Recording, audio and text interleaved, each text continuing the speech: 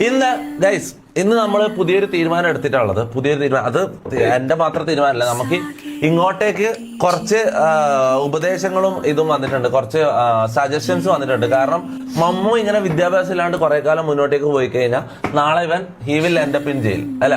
അപ്പം മമ്മുവിന് എഡ്യൂക്കേഷൻ കൊടുക്കലാണ് ഇന്നത്തെ പരിപാടി. നമ്മളെ എജു താലിം എന്ന് പറഞ്ഞ ഒരു ഇൻസ്റ്റിറ്റ്യൂട്ട് നടത്തുന്നത്. ഓക്കെ, അപ്പം മമ്മുവിന്റെ ഫുൾ എഡ്യൂക്കേഷൻ മമ്മുവിനെ ഒരു ജെന്റിൽമാനാക്കി മാറ്റാന്നുള്ള പ്രോമിസ് നമുക്ക് അസ്ലംക്ക് തന്നിട്ടുണ്ട്.